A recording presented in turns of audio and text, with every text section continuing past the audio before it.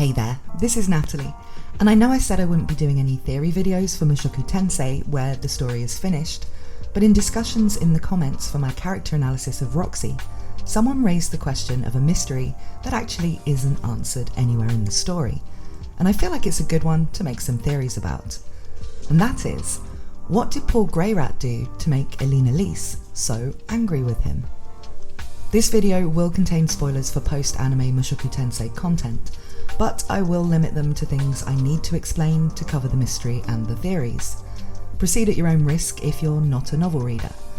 Also, if you're watching this much later than it was uploaded, just ignore the Halloween theme.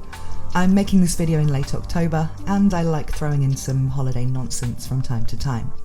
So, to begin, we first see Elinalise Dragonroad when she and a dwarf named Talhand join up with Roxy in search of members of Paul's family, all of whom, aside from Rudy's little sister Norn, who was teleported with Paul, have been randomly teleported around the world. If you're anime only, it's worth mentioning here that when Rudeus and Eris were randomly teleported to the Demon Continent, everybody else in the Philoa region, which includes the village Rudy grew up in, as well as the location where Rudy was tutoring Eris, was also randomly teleported around the world.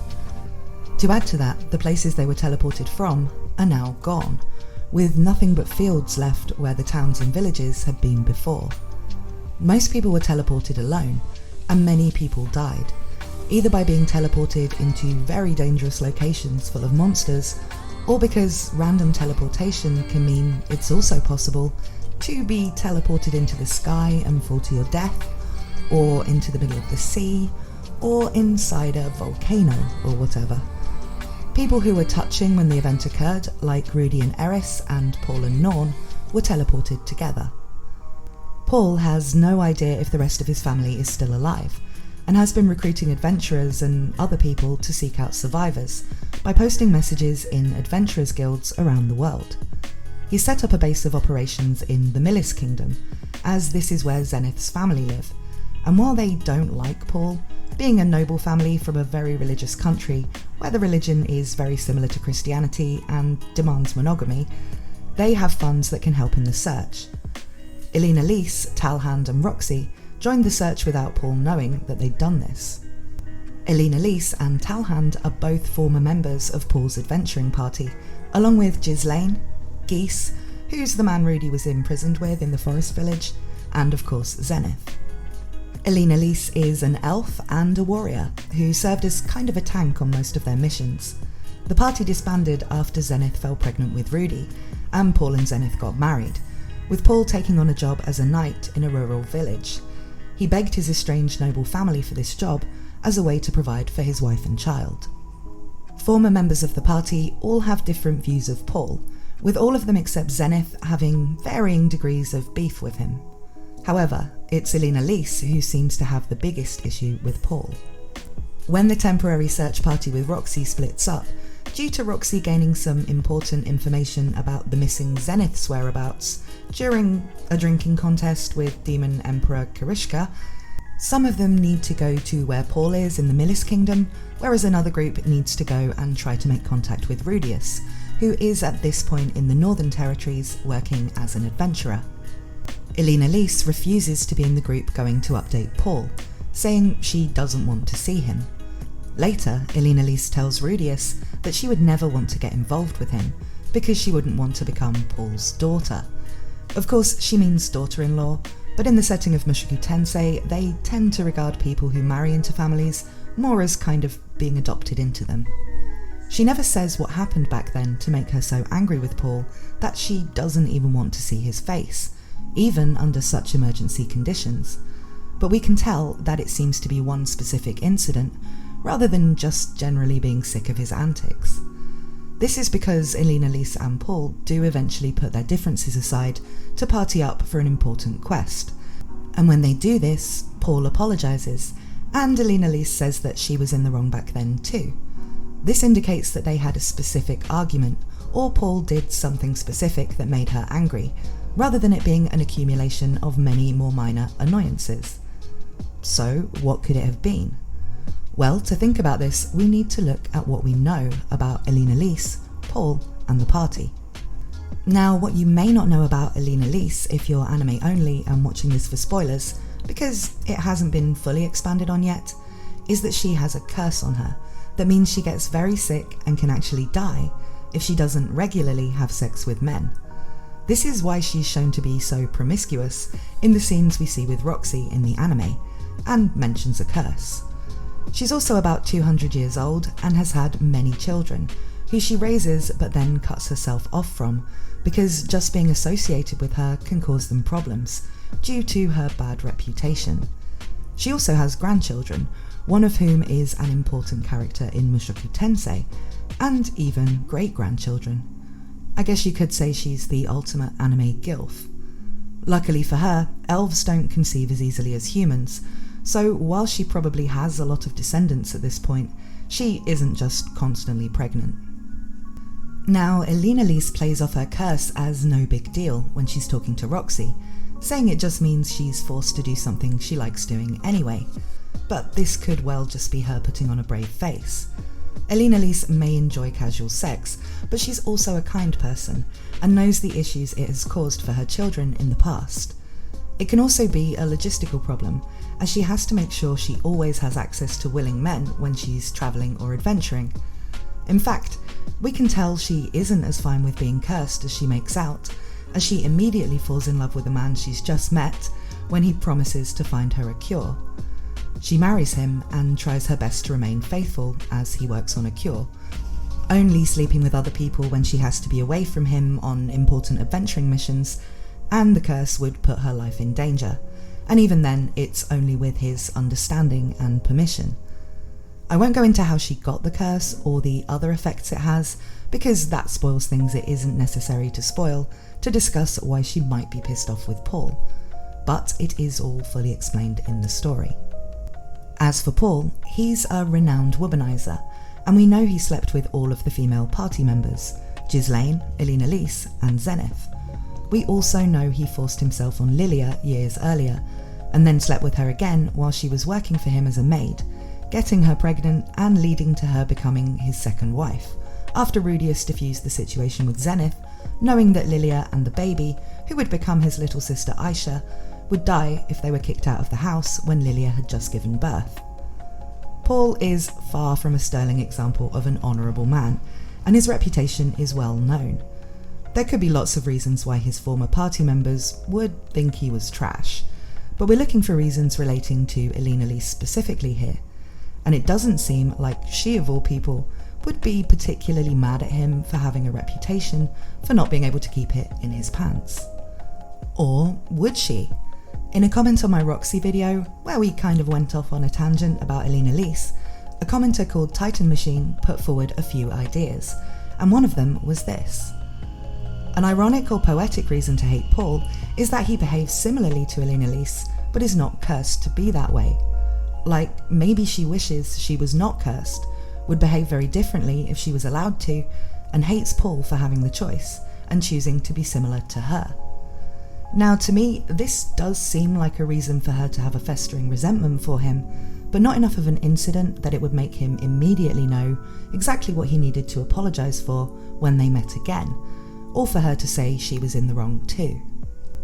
Among the other ideas Titan Machine put forward, there was also this one.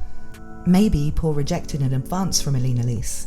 Maybe, even though Paul is a womanizer, Elinalise is too open/promiscuous for him, and the double standard infuriated her. This one I think seems more plausible, given this would be a specific incident. However, it's insinuated that Paul has slept with Elinalise, so I think we need to look a bit further for what could have happened here to find a situation where he would suddenly start rejecting her, and this would be a big enough deal for her to be angry about it over a decade later. So, what I think could have happened is a situation where the party were on a mission, perhaps in a labyrinth, which is something they commonly did, and Elinalises curse started to affect her. With no other males around except Paul, Talhand and Geese, she may have assumed Paul would be the one to sort her out. However, if this happened after Paul knew or suspected that Zenith was pregnant and he was intending to marry her, he may have turned Elinalise down. This would cause her to either be in danger, to leave the mission if that was possible to find someone else, or to come on to Talhand or Geese, who seem like they'd be a lot less typically up for it. Talhand, we see, isn't even affected by succubi, so he's probably not that easy to seduce. How likely is this? Well, Paul did seem to fully intend to be faithful to Zenith. He didn't cheat on her until she was pregnant with her second child, and Lilia instigated it. This doesn't make it any better, but shows he did manage to honour his promise to Zenith up until she was pregnant again, and it was handed to him on a plate. For some reason, people in this world, including Rudeus oddly enough, think you can't have sex when you're pregnant. So a pregnant wife means 9 months of Mrs. Palm and her 5 lovely daughters for the father, if he only has one wife. In fact, when Paul takes Lilia as his second wife, Zenith makes him promise he will only sleep with Lilia if Zenith is pregnant, something he explains to Rudy to tell him that the 2-wife situation isn't as fun for him as people assume. When Zenith and Lilia are both missing, Paul doesn't actually sleep with anyone else, and even when he is reunited with Lilia, he only sleeps with her once while they continue to search for Zenith, and this is after a succubus attack. Sex with a woman being the only way to break the dangerous bewitching effect succubi have on men, which is why all parties travelling in succubus-infested regions have women in their parties, and they have the duty of sleeping with any men who are attacked. Given this is the only situation Paul does the wild thing with Lilia in, even after Lilia has become his second wife and Zenith is missing, we can see that it's perfectly possible for him to remain faithful under most circumstances, as long as he wants to. And right after committing to Zenith, he probably had some strong resolve in that respect. This scenario would explain both why Elinalise would be angry, given Paul typically never said no to sleeping with women, and it could cause her serious problems, but also why she would, with hindsight, see that she was in the wrong too, as she shouldn't really be demanding that from someone who's trying to be faithful. So that's one theory, and I think it seems pretty plausible. My other theory is that it comes down to the general sense that the party had to split up because Paul, their leader, got horny and knocked up their only healer. This left these people who had generally been kind of outcasts, who didn't fit in to other parties due to their quirks, races or skills, without the party they truly felt they belonged in, and they all blamed Paul. All of the party felt this way, and that would be why they're all to some degree angry with Paul, but let's say it was Elinalise who actually called him out on it, leading to a heated argument where they both said things they'd later regret. Elinalise does seem like the member of the party most likely to actually confront Paul about this kind of thing. Ghislaine would also be feisty enough, but we know Paul doesn't take her opinions as seriously as Elinalise's because he thinks she has biceps for brains. So an argument with Elinalise would be more likely to put him on the defensive and make him say the kind of things she'd still be seething about years later.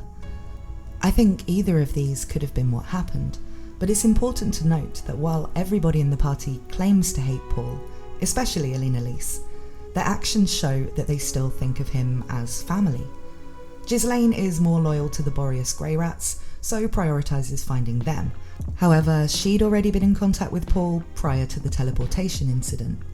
The rest of them, Geese, Talhand and Elinalise, all join in the search for Paul's family, for no particular reward, and everyone does end up making peace with him at some point. This means whatever he did, it's likely to be some interpersonal drama between them or a lingering grudge for the way the party ended, rather than him having done anything truly detestable to Elinalise or anybody else in the group. But what do you guys think? It's an interesting thing to speculate about, as something that comes up repeatedly but is never fully revealed. But in a way, I think it's kind of fine if we never know the truth. There are so many lives intertwined in this story that it's natural that neither we nor Rudy would know all of the details of every incident or personal grudge mentioned, and it kind of serves to make the world and its characters feel more real and complex if there are these lingering secrets characters hold on to. Let me know your theories about Elinalise and Paul in the comments.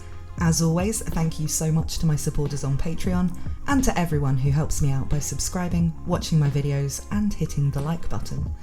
I have plenty more Mushoku Tensei content coming up, including a big long video doing an in-depth comparison between Mushoku Tensei and ReZero.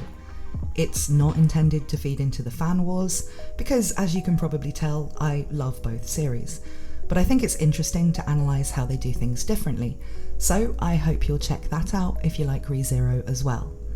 Thank you for watching, and I hope to see you again very soon.